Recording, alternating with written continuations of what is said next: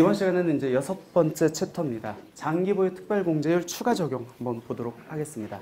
말 그대로 장기보유 특별공제를 할 때 플러스 알파로 해서 공제율을 적용하겠다라는 겁니다.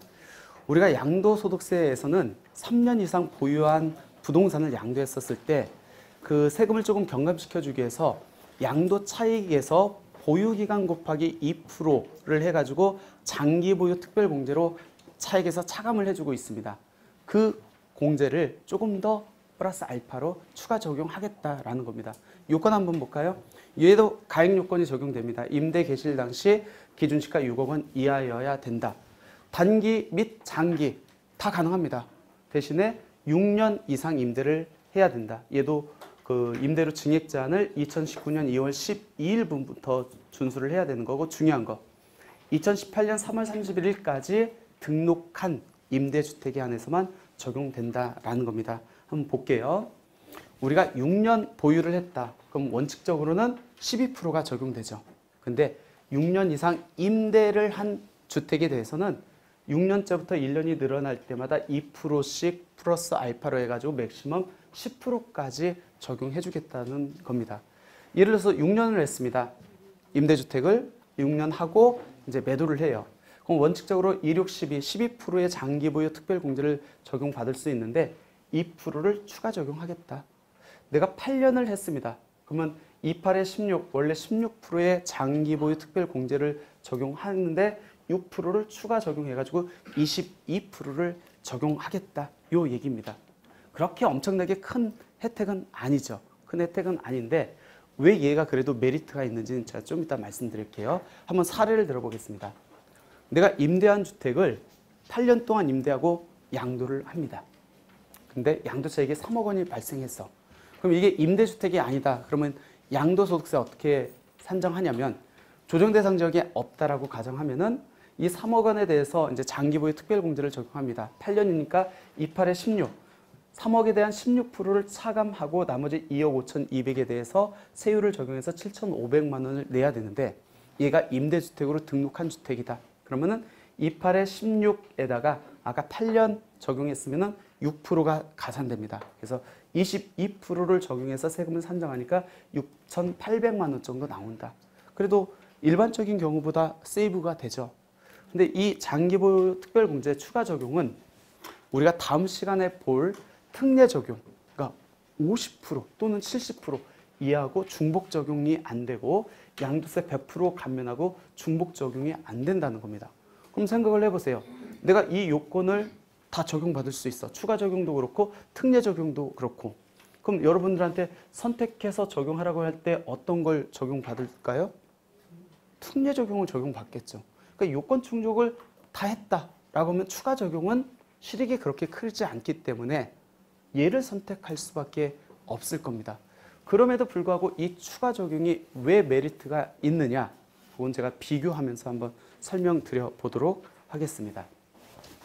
그러면 추가 적용을 받을 때 단기로 등록한 모든 주택하고 장기로 등록한 아파트는 현재 자진말소, 자동말소가 진행되고 있는데 자진말소한 주택도 추가 적용을 받을 수 있습니까? 라는 거 한번 볼게요. 만약 단기로 등록했다. 단기는 몇 년짜리였죠, 우리? 4년. 예전에 등록한 거는 5년짜리였습니다. 근데 얘는 몇 년부터 받을 수 있죠? 6년. 그러니까 단기는 적용 불가. 그럼 장기로 등록했다. 장기는 몇 년이죠? 보통 8년. 예전에 2013년도에서 15년 사이에 등록한 거는 10년. 그럼 그 장기로 등록한 거는 최소 6년 이상 임대를 하고 자진말소한 경우에는 얘는 적용받을 수 있겠네요. 맞죠? 자동말소가 됐다. 그렇게 되면은 얘는 받을 수 있겠죠. 당연히 의무임대기간을 충족한 걸로 보기 때문에. 그럼 한번 사례를 한번 들어볼게요. 2010년도에 주택을 취득했습니다. 그리고 13년도에 임대주택으로 등록을 했어요. 이때 매입 임대주택 5년짜리였거든요. 근데 얘는 2020년도 8월 18일 날 민특법에서 단기로 등록한 모든 주택 자동말소 되기 때문에 이때 자동말소가 됐습니다. 그리고 나서 한 3년 가지고 있다. 이때 이제 매도를 했다라고 가정을 해보겠습니다. 그럼 이때 5년짜리 얘는 아까 장기보유 특별공제 특례 적용 받을 수 있어요, 없어요?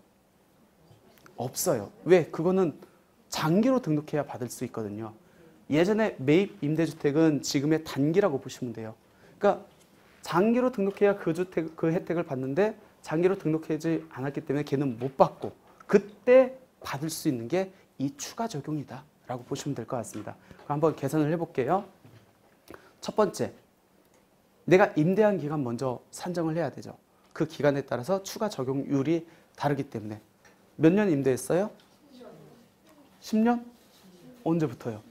요때부터 요때까지? 아니죠. 임대주택으로 인한 세제 혜택을 적용할 때는 양쪽 지자체 및 세무서에 등록한 기간만 세제 혜택을 받을 수 있어요. 그럼 얘는 몇 년이에요? 7년이죠. 이렇게. 7년입니다. 그러면 7년을 임대를 했습니다.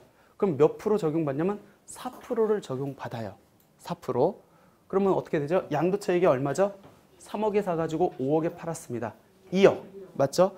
2억에 대해서 아까 장특공제는 몇 프로 받아요? 원래 장특공제. 취득일부터 양도일까지니까 13년. 13년이면은 2%씩 하면 몇 프로죠? 26%. 에다가 임대주택으로 인한 추가공제 아까 몇 프로였죠? 4%. 그러면 총 30%를 적용받네요. 어느 양도차익에 대해서? 전체 양도차익에 대해서. 그러면은 이 6천만 원이 차감된다는 겁니다. 장기보유 특별공제의 메리트. 첫 번째, 단기 임대주택도 받을 수 있다. 두 번째, 이 추가 적용은 전체 양도차익에 대해서 적용받을 수 있다. 그게 메리트예요. 그게.